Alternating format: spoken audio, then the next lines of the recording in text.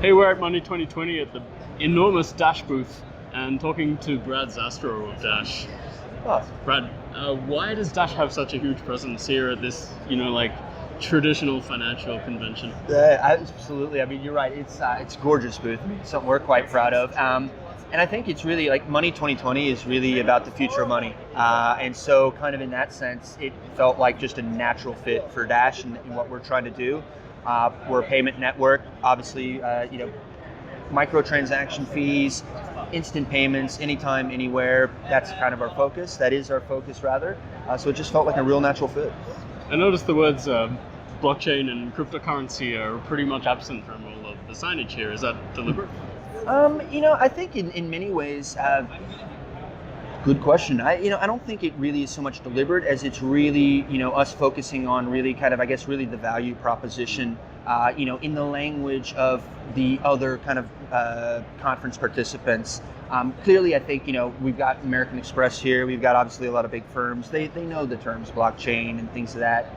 But what we really want to focus on is what that value is that we're actually providing. Yes, it's obviously through blockchain technology in very broad sense, but again, being that payment network, we really wanted to focus again on what it was that we did and what we did differently compared to actually what was, again, some of the other, participants, when they kind of say, yeah, you can send money within 30 minutes or less. And it's like, well, we can do it in about 3 seconds or less. It makes for a very, exactly, big thing and very, what's the right word? It just becomes a very powerful, comparison when you start looking at it in those terms. Yeah, that's right. And speaking of global payment system, you've been working on some things that are going to spread the word and promote Dash as a global payment system in different countries.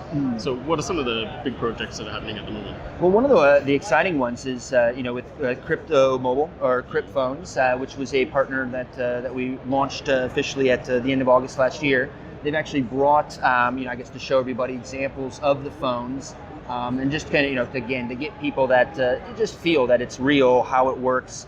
What we're doing is quite exciting because I think part of around cryptocurrency is if we really want it to be something that more and more people use and expand, I guess, the types of people that are participating with Dash, we have to also be able to speak to them in a way that, those, for lack of a better word, mainstream consumers are more used to.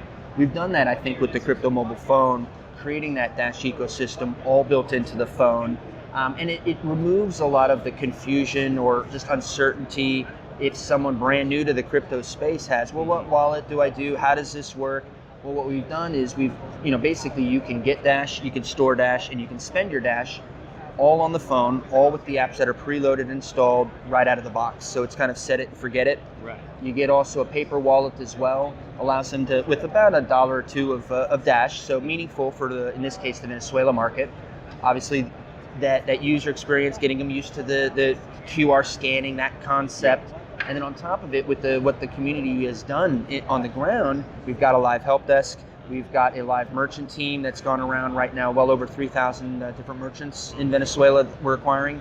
So it's really kind of, trying to get both sides of the coin, as it were. How do we attract the merchants? We have that on the ground and we're working in that capacity. And then how do we bring this in a more easy way and also in a way that people are used to the consumers? And we really think we've done that with Crypt. Right, so the Crypt phone, that's actually a dedicated device, right? So do you encourage people to convert their Dash in and out of their local currency, or do you encourage them to just create an entire Dash economy? Well, what's interesting with Venezuela as well is I think that right now projection 1,000,000% inflation. Ironically, it's a situation where the national fiat is more volatile than the crypto, and so in that sense, the paradigm's slightly different. People are much more willing to spend crypto. There's a lot of, complexities as far as just even being able to spend with cash or other digital means within Venezuela that with Dash as cryptocurrency completely avoids. So as that sense, what we're trying to do really is trying to create more of that ecosystem. So while if they do have that need or desire to then trade out into fiat, certainly that opportunity is available. But what we want to do is give them enough options throughout the entire value chain so that there isn't a need, so that they might, okay, I've got some Dash, but I can now pay for my restaurant, or I can pay for my food, etc.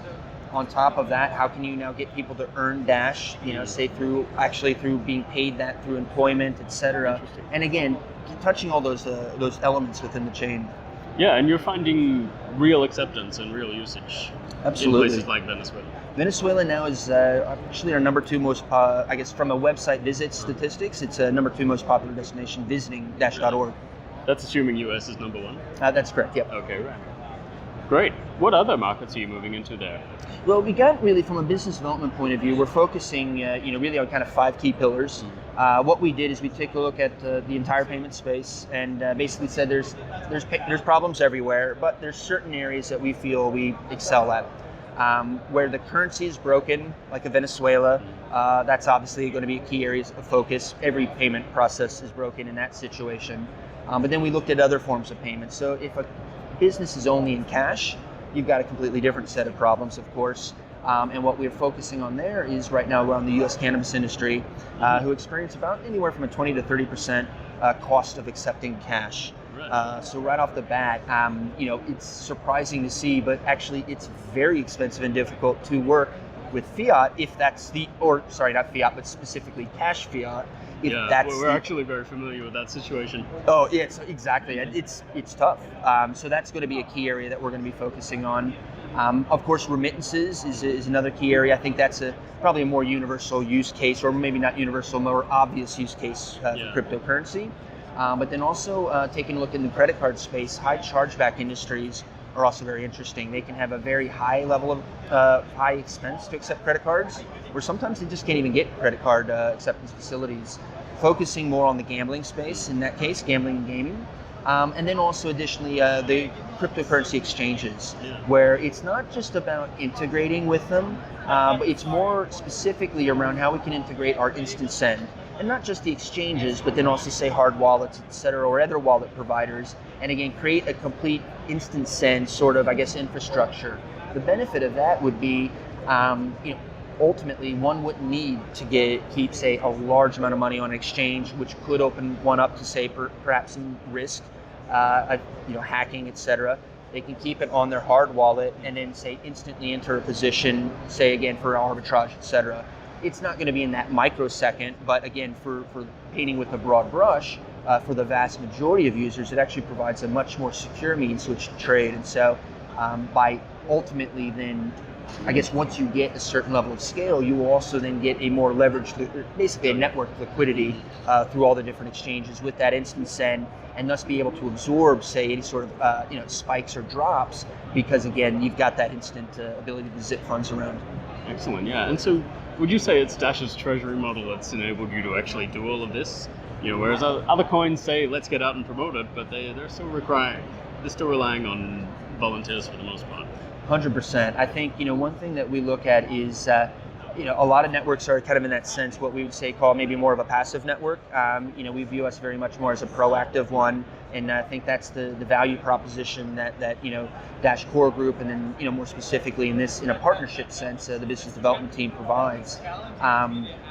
In that respect, I guess the treasury model is absolutely the engine, and I guess in 2 ways. One, you've got the strong governance structure that the DAO actually provides. Perfect example of that is around, and it's not to knock any sort of, project or anything like that, but last year there's a lot of debate, within the Bitcoin network around obviously what that next stage of scalability was. And that was a long conversation that ultimately ended with both BTC and ECH. Dash, it was, I believe, around a 24-hour vote, boom, done, 2 megabyte block size. So the important thing is that's also a very strong message that we're sending to, say, the partners around, that are also attending Money 2020, that says we're also able to pivot and make decisions in a quick way that's not going to introduce risk to that partner. I think that's a powerful message that really only a proactive network or one with a proactive, dedicated team like us that can provide. Yeah, I think even some of Dash's fiercest critics have sort of had a begrudging respect for that model, at least. Oh, I hope so. No, absolutely. All right, so I've seen the Crypt phone. So, what other partners do you have exhibiting with you here today that you think are worth looking at? Yeah, well, actually, all of them. I am biased, of course. They are our partners. Another really great one is rewards.com. As far as making it easier for a more mainstream consumer to participate with cryptocurrency. With rewards.com, it's about 7,000 merchants, everyday merchants, Nike.com, Lowe's home improvement stores, etc., Booking.com, etc.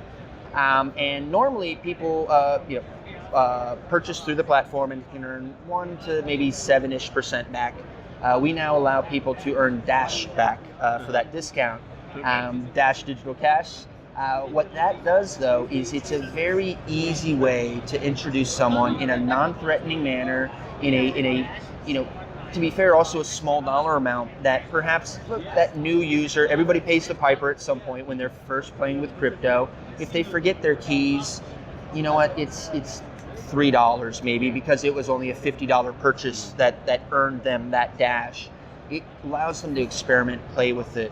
And that the idea or the hypothesis is as they become more comfortable with it and as they become just more experienced with it, that will generate that desire and that basically want to go ahead and spend it and utilize it in different ways. Of course, we still have to come to the table with other partners and other opportunities to do that. But at the end of the day, it's that first step. How do you get over that hurdle? And I see that as being a great way. Which I personally think Dash has done a pretty good job of. Oh, thank you. Just getting people interested in the first place, which others, all right, I'll admit, I don't think they do a very good job of it.